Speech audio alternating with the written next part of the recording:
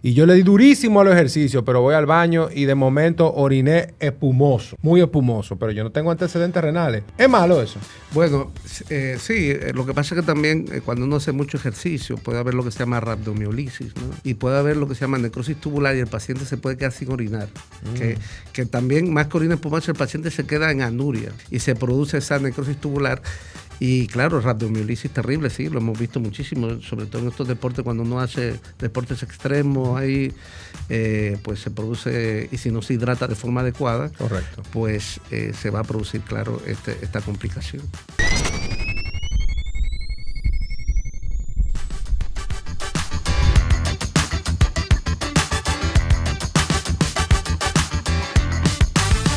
Hay personas que comienzan a hincharse, primero la cara, luego el abdomen, luego los pies, y muchas veces piensan que es problemas de la circulación o que tienen mucho estrés o que simplemente están sobrecargados de líquido. Pero en realidad su riñón podría estar perdiendo proteínas. Y mientras eso ocurre, el riñón silenciosamente deja de funcionar como filtro, sube el colesterol, se vuelve más propenso a coágulos y baja la cantidad de hemoglobina.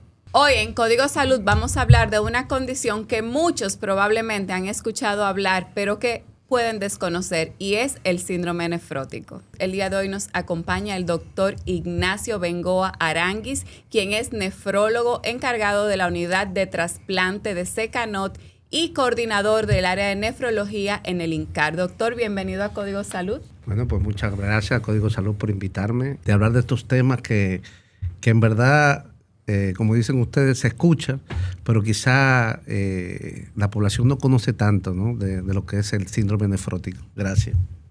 Algo que con frecuencia los pacientes mencionan en la consulta es: doctora, estoy orinando con espuma, y probablemente es una de las señales que inicialmente puede interpretar la persona o el paciente en cuestión, y sin embargo no saben o no pueden sospechar que su riñón puede estar en un estado probablemente inicial de deterioro.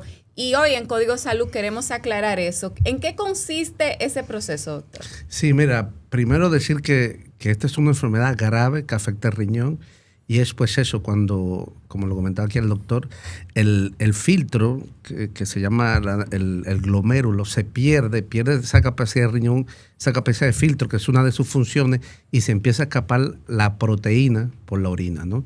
De forma exagerada. Entonces, de eso se trata, es un síndrome, ¿no? Caracterizado por proteinuria, que nosotros los médicos la medimos cuando está por encima de 3.5 gramos, ¿no?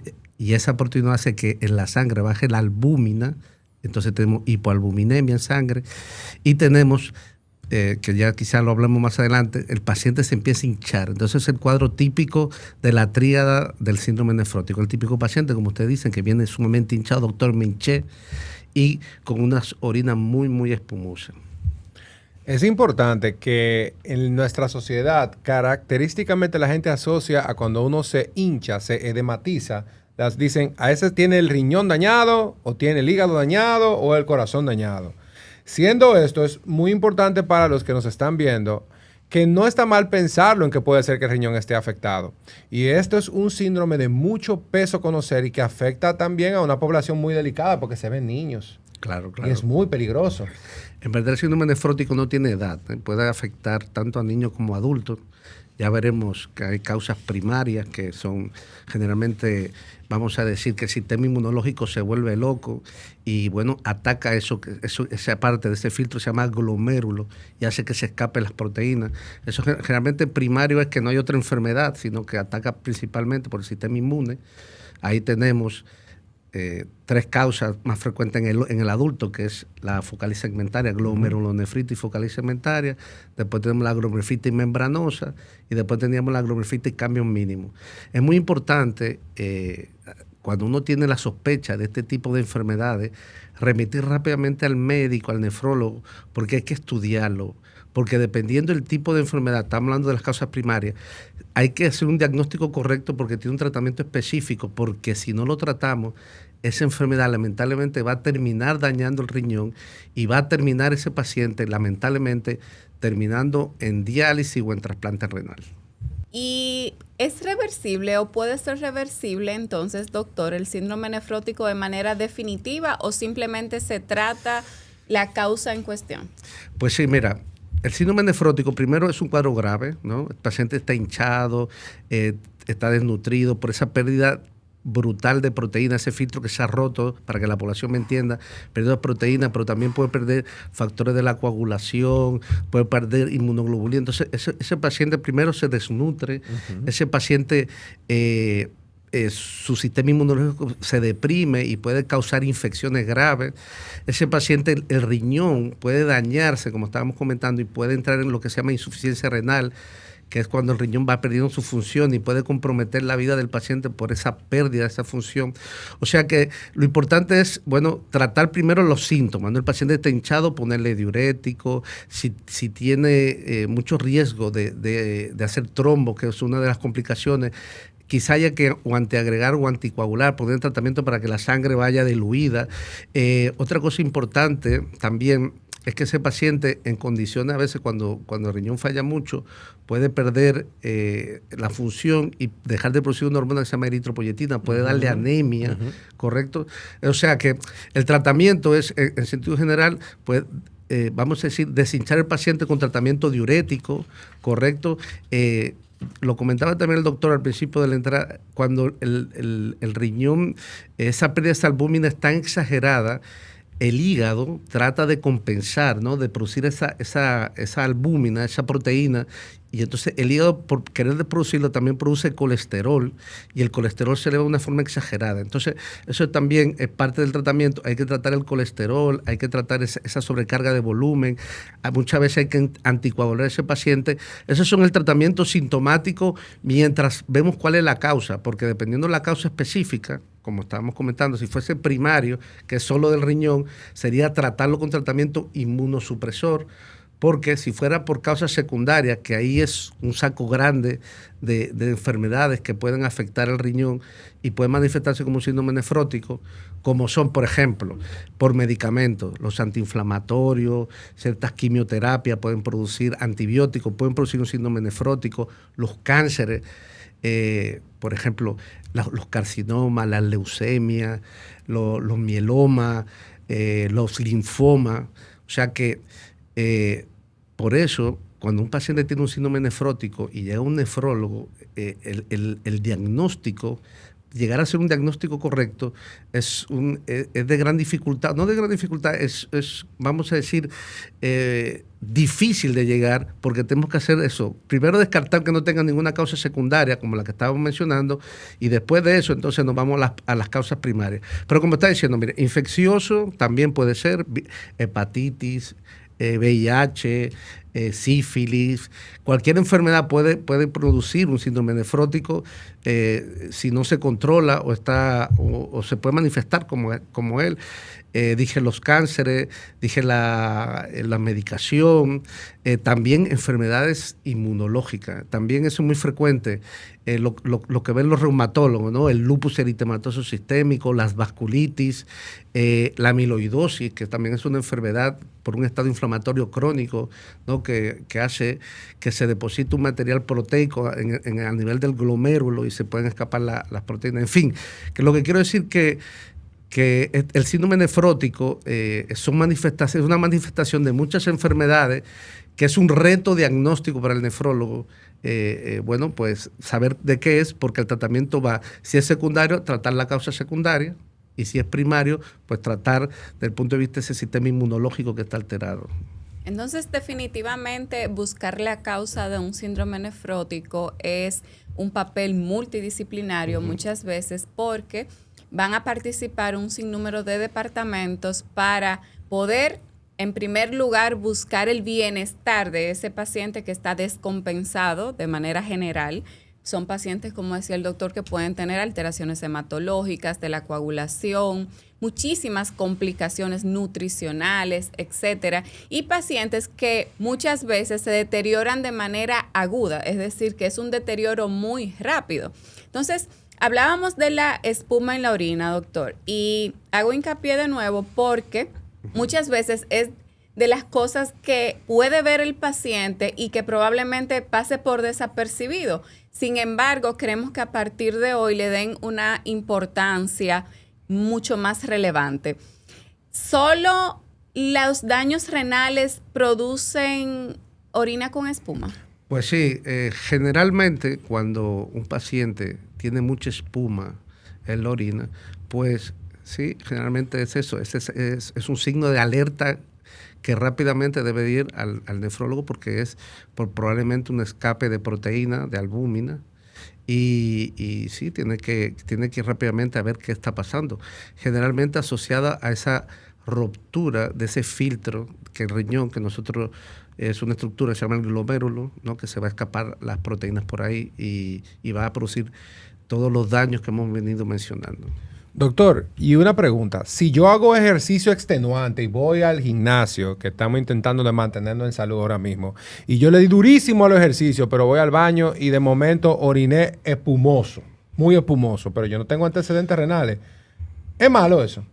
Bueno, sí, lo que pasa es que también cuando uno hace mucho ejercicio puede haber lo que se llama rhabdomiolisis, ¿no? Que es la ruptura, ¿no? De la fibra muscular, y eso puede ser tóxico también para el riñón. Pero también cuando hay rhabdomiolisis en general pues, produce afectación a nivel de los túbulos y puede haber lo que se llama necrosis tubular y el paciente se puede quedar sin orinar. Que también más que orina espumosa el paciente se queda en anuria, se queda con eso lo que se llama necrosis tubular, que se tapa los tubitos porque el riñón es como un filtro que se va de mayor a menor los tubitos y se produce esa necrosis tubular.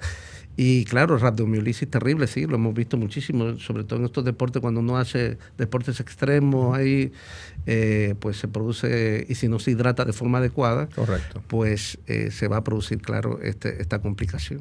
Entonces, mi gente, para refrescar, estamos hablando el día de hoy junto con el doctor Bengoa de síndrome nefrótico y queremos continuar e informarles cuáles son los síntomas característicos, doctor, que va a presentar una persona, aparte del edema que ya mencionamos y de la orina con espuma, cuando está desarrollando un síndrome nefrótico. El paciente puede hacer, pérdida de la función del riñón, que son varias las pérdidas, cuando el riñón tiene varios funcionamientos, ¿no?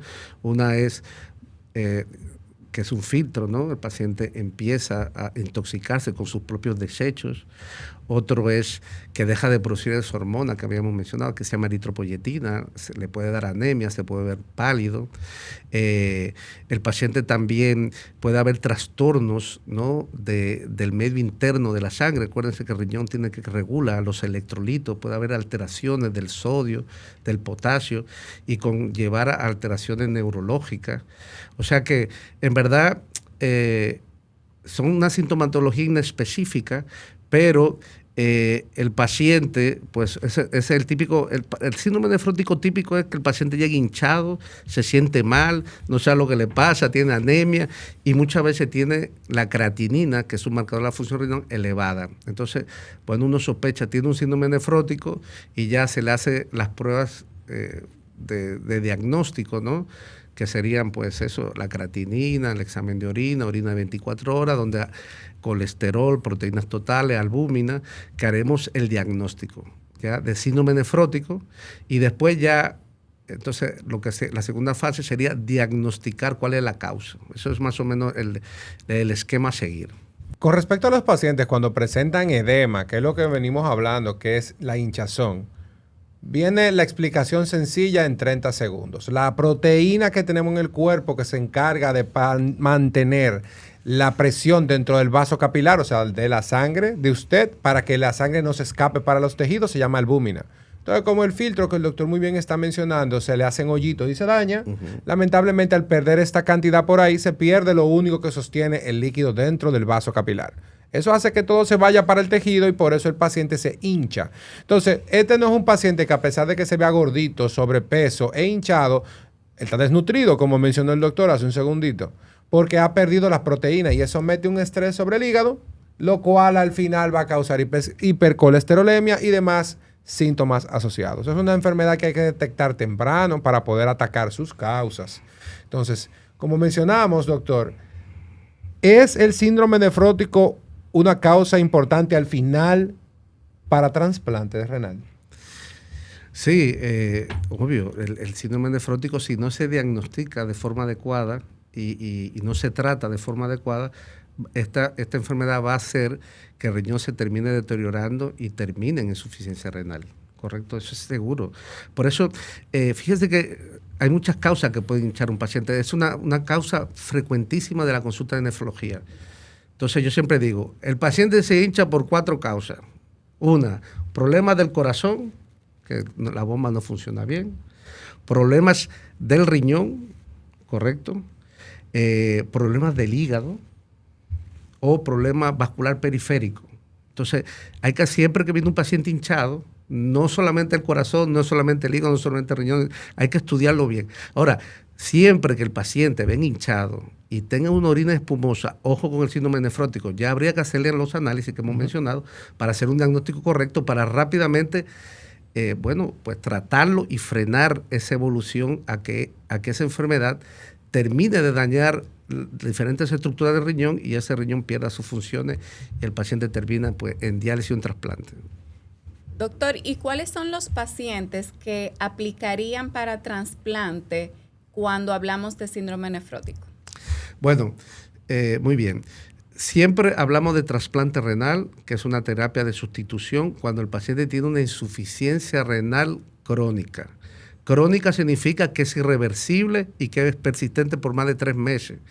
Y cuando nosotros, los médicos, hacemos lo que se llama que calculamos el filtrado glomerular, que es un cálculo, que cuando está por debajo de, vamos a decir, de 15 mililitros minuto por superficie corporal, que es un cálculo que hacemos, que es el estadio 4 o estadio 5 o el estadio 4, ya podemos estudiar ese paciente que tiene posibilidades para recibir un trasplante. Eso quiere decir que cuando el riñón está tan afectado y su función ya compromete la vida, que es el estadio 4 o 5 de la insuficiencia renal, ese paciente podría ser estudiado para trasplantarse. O sea que si el síndrome nefrótico no lo llegamos a atender pronto y dañó el riñón y hizo que ese riñón funcionara por debajo de un 30%, que es el estadio 4, ya cuando empieza el estadio 4, ese paciente ya tendría indicación de iniciar estudio para trasplante, porque el trasplante renal es la mejor terapia, porque va a vivir más y mejor supervivencia. Toda la vida hemos estado luchando con una enfermedad que daña riñones, que daña la vista, que daña la circulación, que daña el corazón y es la diabetes. ¿Qué papel juega, doctor, la diabetes cuando hablamos de síndrome nefrótico? La diabetes, que es una enfermedad metabólica, es también una de las causas más frecuentes de síndrome nefrótico, porque la diabetes afecta a la microvasculatura. Y ese glomérulo, que es ese filtro, son exactamente esos vasitos chiquititos que se llaman arteriolas, que llegan al final de las arterias, al final de la vena, y se ligan. Entonces, la diabetes afecta esa microvasculatura y daña ese filtro, porque la diabetes es una de las causas también más frecuentes en el adulto. O sea, el típico paciente diabético mal controlado, que lleva varios años, ¿no?, pregunta de examen, más de 20 años diabético, y empieza con proteinuria, y esa proteinuria llega a un rango nefrótico que es por encima de 3.5, ¿correcto? Empieza todas las alteraciones que hemos mencionado, empieza a bajar la albúmina, sube el colesterol y hace el síndrome nefrótico.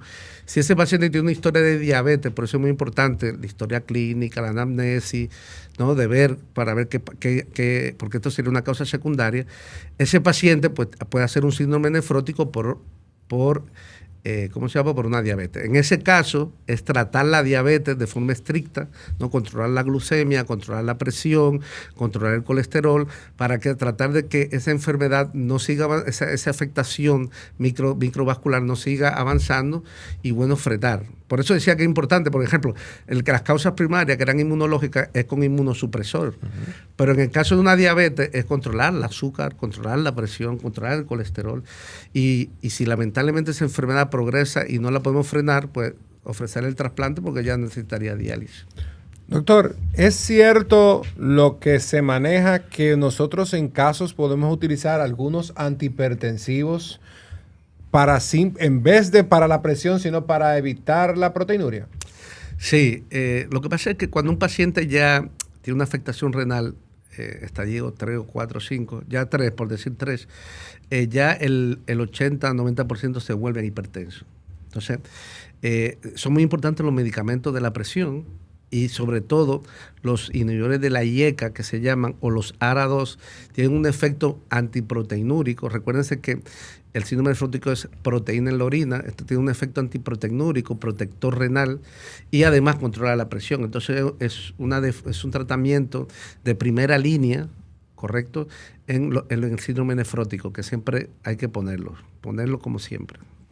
Hablando de edema, algo muy característico del síndrome nefrótico es que el mismo puede iniciar por los párpados, la cara, o sea, es este típico paciente que tiene la cara botagada y que nosotros los médicos de verlo decimos, ese paciente... Eso se identifica de lejos. Ese paciente renal que tiene la cara buchúa y el cuerpo abajo, es un edema que comienza de arriba hacia abajo y de abajo hacia arriba.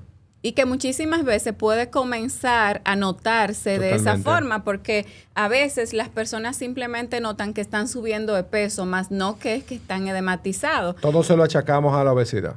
Absolutamente. Entonces, a tomar en consideración esto, porque pueden ser un sinnúmero de signos y síntomas que van a ir apareciendo con el tiempo y que probablemente podemos dejar pasar, pero en el día de hoy ya usted sabe que lo puede reconocer. Y hablando de edema, no podemos divorciar el edema, la alteración de las presiones, albúmina, proteína, como ya hemos mencionado, de los pulmones. Emil, ¿cómo puede afectar el edema secundario a un síndrome nefrótico, lo que es la función respiratoria per se? Mira, en cuanto a la función respiratoria particularmente, es interesante que el riñón pega con el hígado y pega con el pulmón. Entonces, a cada rato hay un síndrome hepatorrenal, un síndrome pulmonar renal o renopulmonar, entre otros. ¿Qué pasa? Ese líquido que nosotros hemos mencionado ya que se acumula en lugares donde no debería acumularse, sucede que le encantan unos lugares que nosotros le llamamos cavidades virtuales, que son unos lugares que tenemos en el cuerpo que no deberían tener líquido o tienen muy poco líquido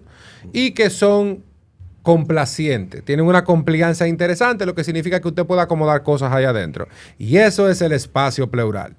Entonces, el espacio pleural es una cuestión que tenemos entre el pulmón, que cubre lo que recubre el pulmón por un lado y la caja torácica por el otro. En ese espacio usted puede acumular líquido. Eso es lo que le llaman derrame pleural y suelen llamarle a líquido en los pulmones. Estos pacientes perfectamente, así como van a acomodar agua debajo de la piel, en el tejido celular subcutáneo, van a acumular agua o líquido a nivel de la pleura. Y esto va a hacer que lentamente el paciente comprometa su expansibilidad torácica y tenga dificultad para respirar. Es tanto así que en casos de a veces cuando tenemos que drenar líquido de los pulmones, el paciente que todavía quizá no está en terapia renal sustitutiva va a mandar por ahí todo el líquido que pueda y ese líquido va a seguir saliendo como una llave abierta. Entonces, es importante entender que a medida que se acumule en todos los lugares que usted pueda ver, también se va a acumular en esos lugares que llamamos espacios virtuales. Entonces, por eso es importante que el paciente acuda temprano cuando se hincha, se edematiza o lo siente abofado a un médico especialista en el área, que vaya a un nefrólogo, que inicie su investigación en medicina interna para que logre una detección temprana y termine de diagnosticarse antes de que le falte el aire, porque ya en ese punto la cosa se pone compleja. Sí, porque definitivamente ya cuando el paciente llega a ese nivel de complicación, muy probablemente el riñón está muy comprometido. Es decir, ya la función renal está muy alterada y probablemente es un paciente que vaya a necesitar diálisis para poder depletar esa cantidad de líquido que está comprometiendo la función respiratoria. Por otro lado, doctor, hablemos un poquito del diagnóstico y de un procedimiento que supone un riesgo y un miedo que regularmente la gente tiene sobre ello, y es la biopsia de riñón. La gente no, nosotros los médicos, o sea, uno tiene un tabú para mandarse una biopsia de riñón, mira, como que el diablo la cruz. Porque imagínate que solo proponerle a alguien que le van a apoyar el riñón, pues como que es algo que llama muchísimo la atención. ¿Cuándo está indicada la biopsia renal y cuáles son los riesgos asociados? Bueno, esa es una pregunta interesante. Miren, cuando hay un síndrome nefrótico, que lo hemos dicho, es una enfermedad grave renal,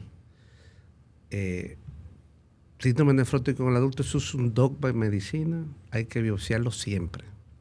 ¿Por qué? Porque como habíamos mencionado, dependiendo del tipo de síndrome nefrótico, o sea, dependiendo la causa, es el tratamiento. O sea que en el adulto no se sabe, son múltiples causas, le hemos mencionado, o sea que es obligatorio la biopsia renal. La biopsia nos va a dar el diagnóstico, el pronóstico y la posibilidad de dar un tratamiento específico y de salvar ese riñón que el paciente no termine en diálisis. Esto estamos hablando de nefrología de adultos, porque los niños, la primera causa de síndrome nefrótico, casi en el 90% es a cambios mínimos. Nefroglomerulonefritis a cambios mínimos. Entonces, esa enfermedad se trata con esteroides. Entonces, pues a los niños tienen síndrome nefrótico, que es igual, el mismo cuadro clínico, se trata con esteroides. Pero en el adulto hay que diagnosticarlo de forma adecuada, porque, vuelvo y digo, una glomerulonefritis membranosa, por dar un ejemplo, el tratamiento es esperar 6 meses, porque remiten solo hasta un 70%. Entonces, hay que tratarle las cosas que estábamos diciendo, la sobrecarga de volumen, la hipercolesterolemia, si tiene la albúmina muy bajita, puedes anticoagularlo, pero hay que aguantar y no inmunosuprimirlo porque se ha demostrado que remiten solo el 70%, entonces mejor darle la oportunidad. Mientras que, ejemplo, unos cambios mínimos hay que darle esteroides. Pero una focal y segmentaria hay que darle esteroides y si no hay que pasar inmunosupresores más agresivos. Entonces, en causa secundaria, a una vasculitis hay que tratarla de forma agresiva porque generalmente son enfermedades sistémicas que se pueden matar al paciente. Entonces, hay que darle choque de esteroides, hay que ponerle inmunosupresores, que para que la gente entienda es como una especie de quimioterapia para poder frenar ese sistema inmune y tratar de que ese paciente, su función renal mejore y hasta su supervivencia. Entonces, lo que quiero decir que la biopsia en un síndrome nefrótico hay que hacerla 100% en el adulto. Y lamentablemente en nuestro país no tenemos las técnicas, se necesitan diferentes técnicas para hacer un diagnóstico correcto, que sería una óptica, ¿no?, inmunofluorescencia y microscopía electrónica. Eso es importante. Realmente existen también muchas causas de enfermedades malignas que pueden producir síndrome nefrótico. Dentro de ellas, las más frecuentes son las de tipo hematológico, es decir, los linfomas, las leucemias, los mielomas, porque son patologías que, como decía el doctor, tapan los tubulillos que deben filtrar y que al ser enfermedades que comprometen la función renal, pues van dañando y muchísimas veces es un daño progresivo que probablemente no se notó hasta que debutó el cáncer. Entonces, ese es un paciente, sobre todo, por ejemplo, los pacientes con mieloma, que puede debutar por insuficiencia renal, más no por cualquier otro síntoma asociado con la enfermedad per se. Entonces, muy importante, nuevamente, valga la redundancia, tener en consideración que la insuficiencia renal y el síndrome nefrótico podría ser un síndrome paraneoplásico, que es una forma de el cáncer manifestarse no directamente oncológica, sino más bien sistémica en otro sistema distinto al cual está afectando de manera inicial. Correcto. Miren, eso es tan importante que, por ejemplo, y volvemos al tema, si el paciente viene con un síndrome nefrótico, el cuadro clínico que hemos mencionado, y nosotros lo empezamos a estudiar y le vemos unas adenopatías, ¿no?, pensando, este señor puede ser que tenga un cáncer, hay que hacer una biopsia, y sale un linfoma. Si nosotros equivocadamente hicimos una biopsia y salió una membranosa y le damos un inmunosupresor, si es un linfoma, el linfoma se vuelve más agresivo. Y por tratar de curarle una enfermedad que pensamos que era algo, resulta que era un cáncer, lo ponemos peor. Lo mismo si fuese infeccioso, imagínate, el darle un tratamiento inmunosupresor.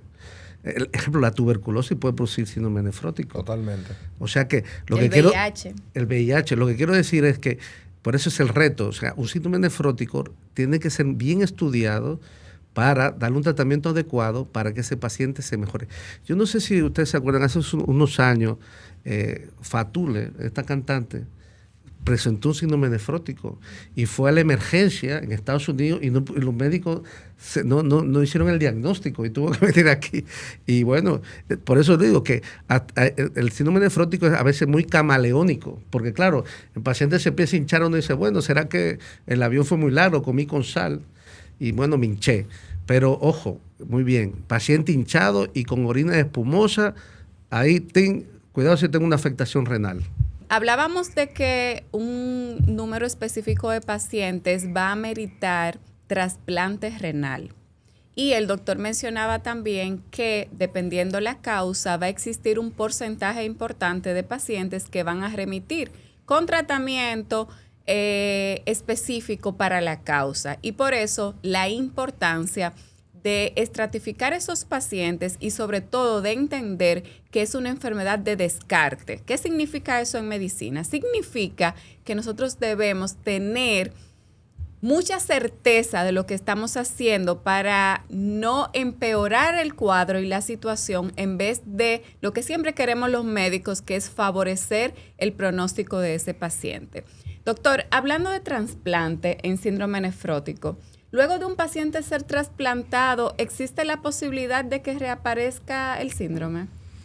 Sí, mira, por eso es muy importante cuando un paciente lo vamos a estudiar para trasplantar, ver la causa que lo llevó a diálisis. Porque sí, la tercera causa de pérdida del injerto en los trasplantados es la recidiva de la enfermedad primaria. O sea que las glomerulonefritis y que las glomerulonefritis producen síndrome nefrótico, pueden recidivar, pueden volver en el trasplante y dañar el trasplante. Son sumamente recidivantes la focal y segmentaria, la glomerulonefritis focal y segmentaria, la glomerulonefritis membranosa. Hay una glomerulonefritis que no produce tanto síndrome nefrótico, sino cuando se manifiesta en vasculitis, que es la glomerulonefritis IgA, que esa también recidiva muy frecuentemente en el trasplante.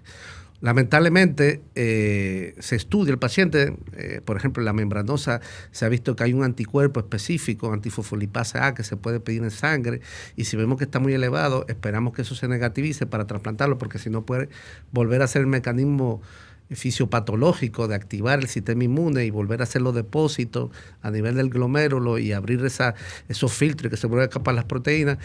Pero sí, puede volver lamentablemente las enfermedades que causaron ese síndrome nefrótico al riñón trasplantado y volver a hacer un síndrome nefrótico. Y bueno, pues lo trataremos en su momento, pero lamentablemente los resultados cuando afectan nuevamente al riñón trasplantado no son tan buenos cuando hay una recidiva de una enfermedad primaria en el injerto renal.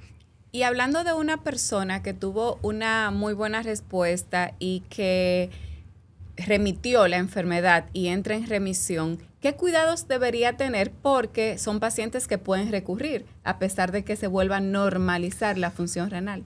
Bueno, esa es una buena pregunta. Mira, yo creo que darle un seguimiento estrecho. El paciente cuando hace un síndrome nefrótico y se trató la causa y regresó y se normalizó ya la proteinuria y volvió a estar en un estado, vamos a decir, normal, sano, ese paciente pues hay que darle su seguimiento, y ver que no vuelva a producir la proteinuria y si vuelve, por ahí hay diferentes protocolos para frenar esa situación, ¿no? Aquí lo que yo diría es control estrecho con su médico y ya las consultas se irán prolongando. Si vemos que el paciente después de un tiempo se le pasa cada 2 meses, cada 3 meses, después de cada 6 meses y así sucesivamente, pero sí hay que dar un seguimiento, pues yo creo que para toda la vida, porque si lo importante es si el síndrome nefrótico vuelve, es tratarlo lo antes posible para que no haga daño, lo que mencionábamos, no haga daño y no termine ese paciente con un daño ya crónico, irreversible.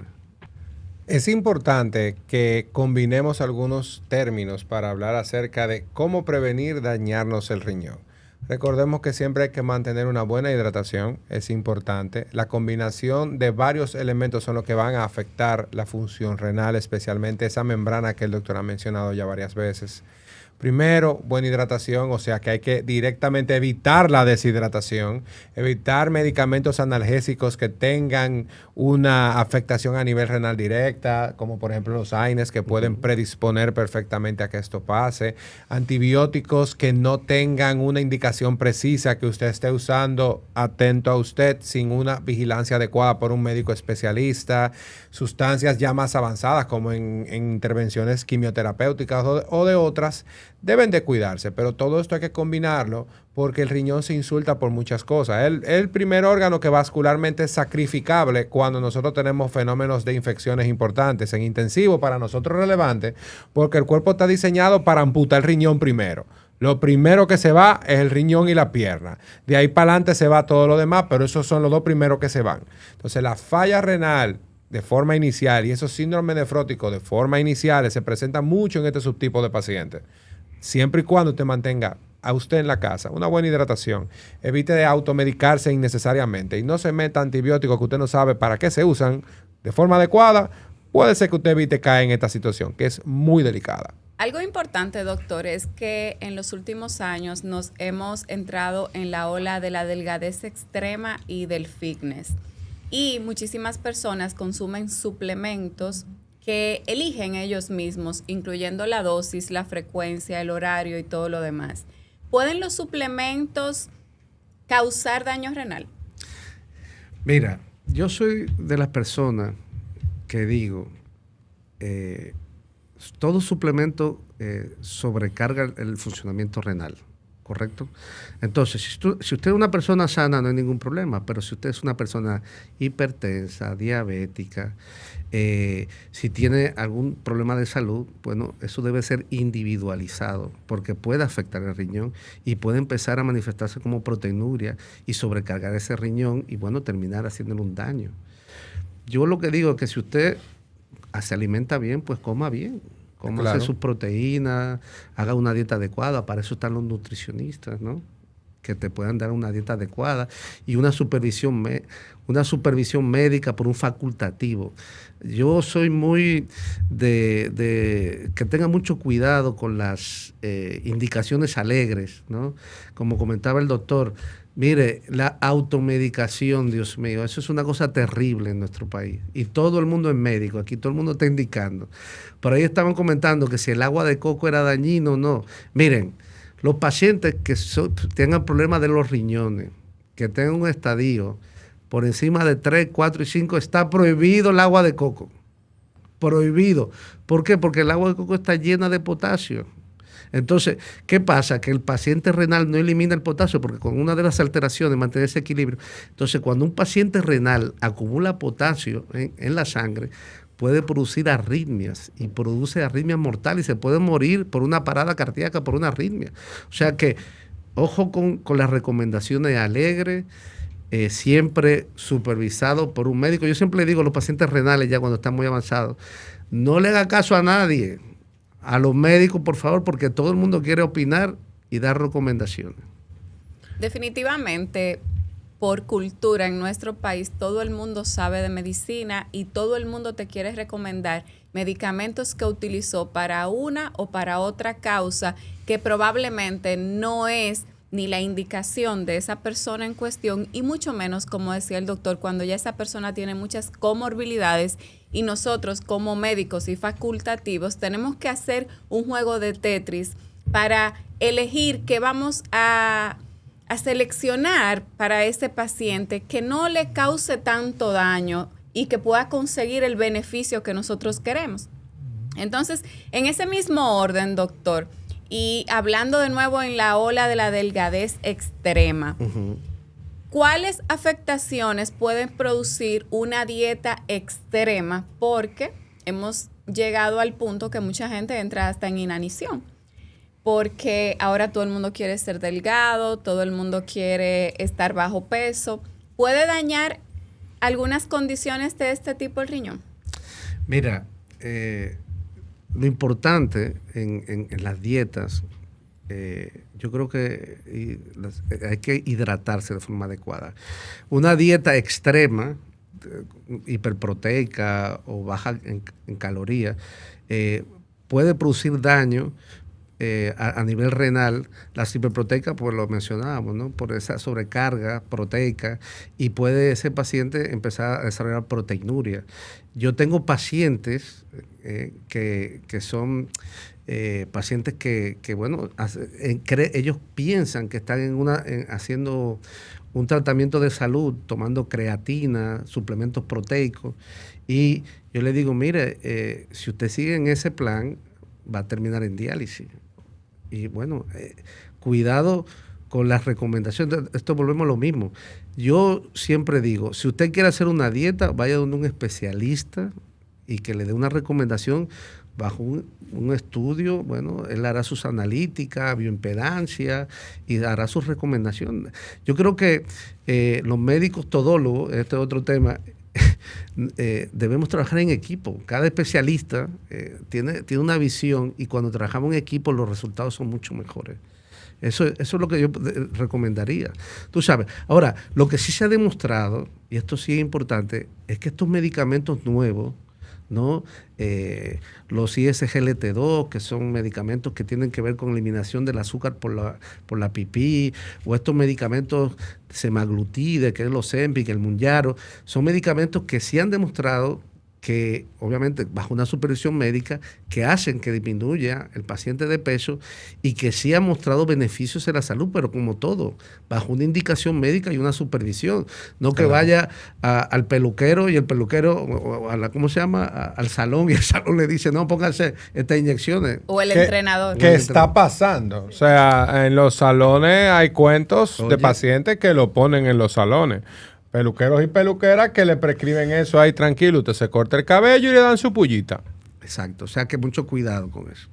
Doctor Bengoa, agradecemos de manera especial su participación en este episodio de Código Salud y queremos despedirnos con una pregunta muy importante. ¿Cuál sería el mensaje que usted deja en el día de hoy para todo el que nos va a ver en este episodio? Bueno, miren, para cuidarse los riñones, las recomendaciones son, uno, bueno, acudir a su médico una vez al año por lo menos. Eso. Después, controlar la presión, todo lo que son los factores de riesgo cardiovascular, controlar la presión, controlar el azúcar, controlar el colesterol, no tener una vida sedentaria, los hábitos tóxicos, no fumar, consumo de alcohol moderado, correcto, no automedicarse, hidratarse de forma adecuada. Yo también diría una hidratación también indicada por un facultativo, porque no todo el mundo puede hidratarse de forma igual. Y en fin, recordar, hacerse su chequeo, aunque sea una vez al año con un médico, para ver que todo esté bien. Definitivamente el riñón es un órgano que puede irse dañando en silencio, puede ir perdiendo su función y que, como decía el doctor, si no damos seguimiento, si no hacemos evaluaciones en el tiempo, podríamos diagnosticarlo muy tarde. Gracias por acompañarnos en este episodio de Código Salud y ya sabes, Código Salud, nuestro objetivo es que tengas una mejor calidad de vida y para eso tenemos todas las técnicas para lograrlo. Muchas gracias por acompañarnos una vez más.